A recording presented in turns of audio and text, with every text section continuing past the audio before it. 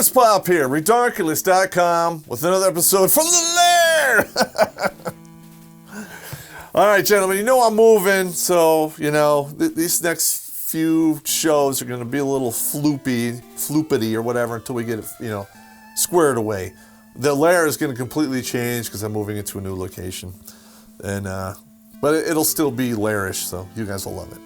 Anyway, I got some more stories here today. And the first one I'm going to talk about is called dysentery incidents. All right. Now, a lot of people don't seem to understand the fact that when you live in the Western world, your water is relatively clean, your food is safe, you know, you brush your teeth at night, you sleep in a clean place, you know, and you pretty much are good to go. When you leave the Western world and you go to, you know, places unknown, you eat the local food, or even if you drink water and you put the decontamination tabs in it, the iodine tabs, you can still get sick. And there's been many, many times when I've had dysentery and other people have had dysentery. So this story is a bunch of little small stories about dysentery incidents. So this particular one, I believe I was in Florida phase Ranger School. You know, I'm going to get to a bunch of other Ranger School stories, but this one actually fits in this.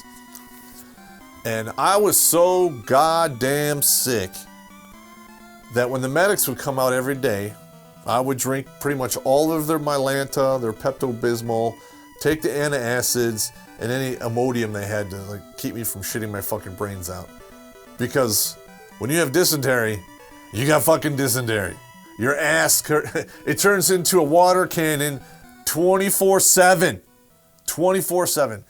But because, you know, I was in a controlled environment, or the other times when I had it, I had a medic, you know, and it was really getting to me. They give you an IV on the spot. They give you the whatever it takes to fix you up.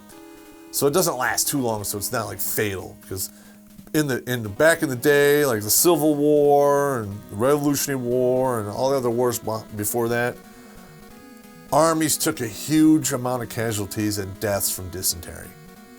There you go. So, you know, I just, you know, in Ranger School, you're always moving, you got all this shit going on, so I just said, fuck it. You know, I cut my pants so I could just pull them apart and just take a shit. I didn't even have to lower them.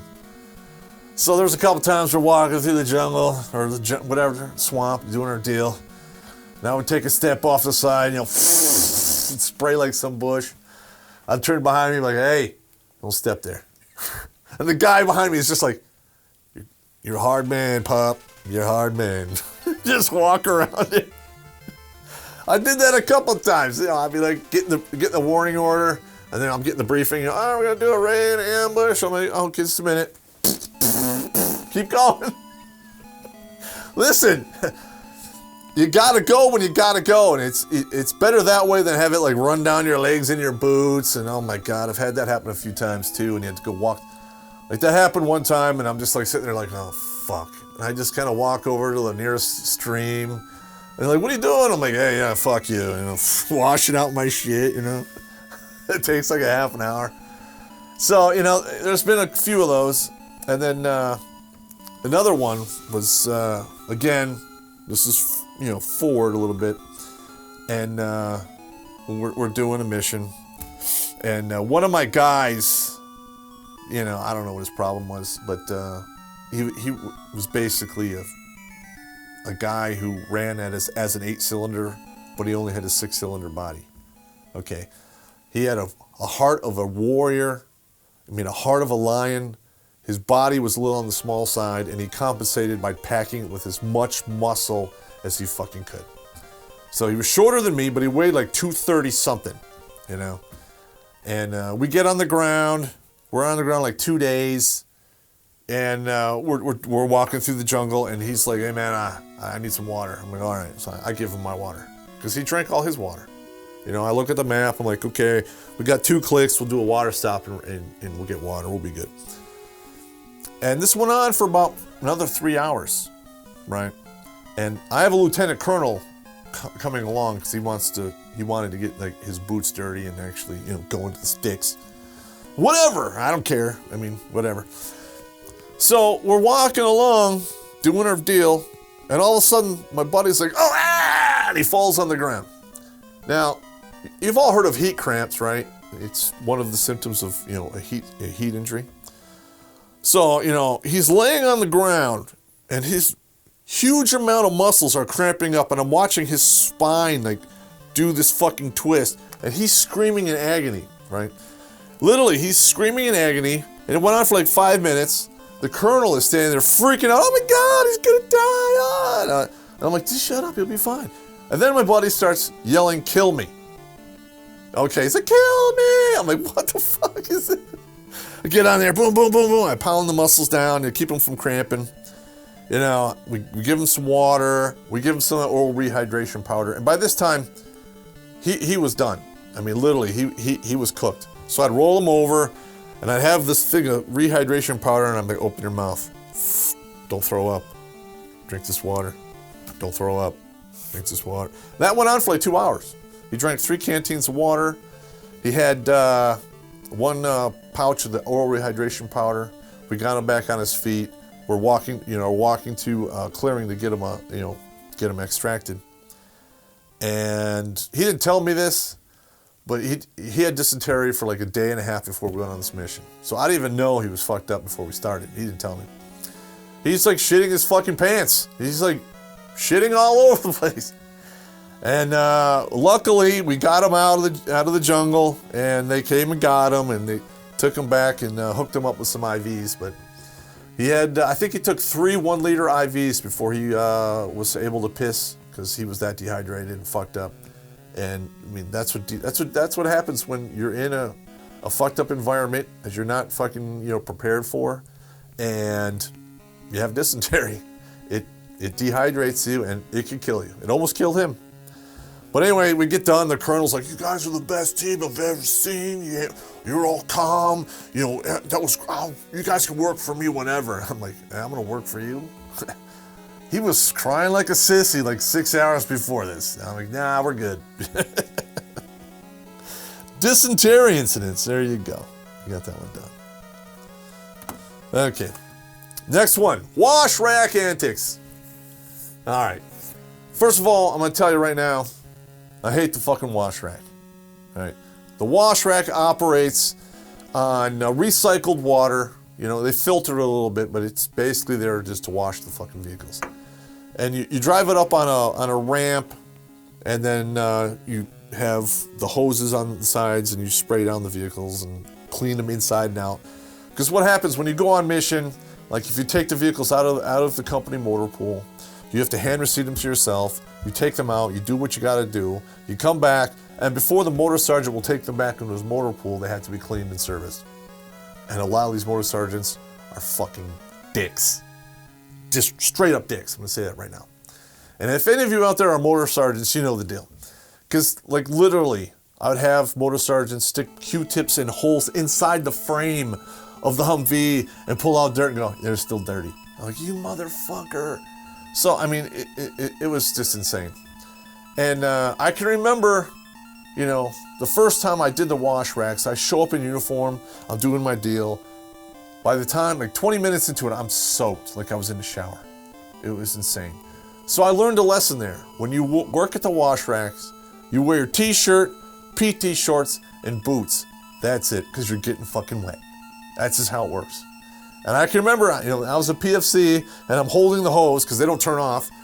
And I'm like, and my second lieutenant, he's like yelling at me, "I need to do something better." "Oh, yeah. Shh. Oh, I'm sorry, sir. I'm sorry." "God damn it, but shh." I just hit slip, sir. I don't know what to tell you. And he's in full uniform. He's like, "God damn it. Stop fucking around." And then the guy next to me is like, "Shh. Sorry, sir." So he learned that he was going to yell at us. He had to get back about 50 feet out of hose range and yell at us from that distance, because if he got close, we'd spray him. We did that all the time. And then, we'd have other guys for other vehicles, because usually there's more than one wash rack. There's like four abreast, or maybe sometimes more. And this one guy next to me, he was this new E5. I was just a PFC. He was an older gentleman. He was like in his late 30s, which for the infantry is fucking old as fuck. And back then, 9th Infantry Division was motorized, so we operated on Humvees. I don't think we use that concept anymore. I think we just use Bradleys now. I'm not sure, and the Strikers. So this E5's fucking giving me this fucking shit. I'm like, yeah. I reach down, I grab up this whole fucking hunk of just dripping mud, and his hood is open on his Humvee, and I'm like, I throw it all in there, and he's looking, God damn it! I'm like, hey, your shit's dirty, sorry, I don't know what to tell you. And I just turn and walk away. And he comes over to fucking give me shit. Now the sergeant I'm working for has got the hose, and he's like, shh, get the fuck out of here. Go back to your fucking vehicle. There was almost a fucking fist fight. But I hated the fucking wash racks. And that shit happened all the fucking time. And also, whenever you put it on the wash rack and you wash it, something always fucking breaks. It's like clockwork. Like, you'll turn the headlights on, you'll turn the blinkers on, everything's working fine, you pull it up on the wash rack, you turn it off, you wash it, you come down, and then one headlight doesn't work. How the fuck does that happen? How the fuck does it? It's gremlins, man. I don't know. But then you have to get that fucking light fixed before you can fucking sign it back into the motor pool. So sometimes he won't even take it. You have to take it and park it there overnight and then get the fucking shit fixed. Sometimes it takes days before he'll accept it back, officially off your books for your hand receipt. And if anything happens to that vehicle while it's under your hand receipt, it's your fucking ass. That's the way the Army works. You can sign out whatever you want, but you better bring it back. And if you don't, you're paying for it. All right, this one here is kind of an embarrassing story. Follows me. I've seen it done once or twice before, and I didn't really appreciate how devastating this could be until it was me. First time, 9th Infantry Division. We are doing an air insert on a Chinook. We got my whole platoon there. Now, I'm sitting up by the pilots, and we load up and everything, and we take off, and I can hear the pilot like, oh, there's one there. Oh, I just went in there. One guy, so he didn't even know what was going on. He just walked into a Porta-Potty, which is right near the airfield we were at, So what do these fucking guys do? They take off, and they fly right over the fucking Porta-Potty while the guy's in it and blow it over. So I'm looking out the window, and the guy's like, opens the door, God damn it! He's got blue sauce all over him, and he is fucking mad as fuck. And the pilots are laughing their balls off because they did it fucking on purpose. On fucking purpose.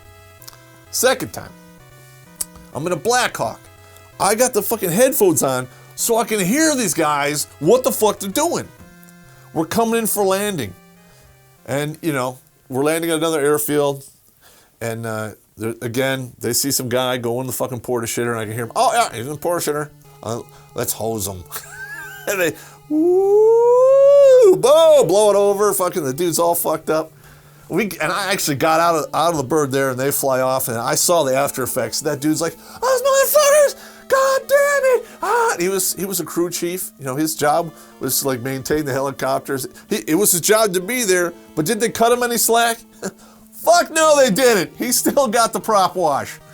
Okay, third time involved me. All right, so I'm in Iraq. Doing flying to another area in Iraq to go visit some of my guys who are doing some recon and anti-personnel missions, away from Baghdad. And we make a stop. I get out and I take a fucking shit. I mean, it's bad. I've been holding it for like an hour. I've been holding it so long. I am sweating. Okay, this is gonna happen. There's nothing I could fucking do. So I'm like, all right, I'll just run in the Porta-Potty real quick and just take a dump and I'll be good.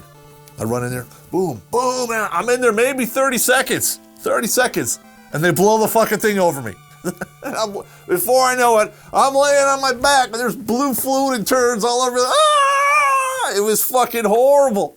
I get out and the guys are fucking all laughing their fucking balls off. And I'm like, fuck. And the pilot's like, hey, man, you can't come back in my Black Hawk fucking all fucked up like that. So they had to take me in a vehicle to another location and hose me off like a dog. And then I had to wear that same fucking uniform for another day before I could get back to fucking change out of it. What a fucking nightmare. So, any pilots out there, that's a fucking dick move, man. It's a total dick move. Stop it! Anyway, that's what I got for today, gentlemen. You guys have a good evening.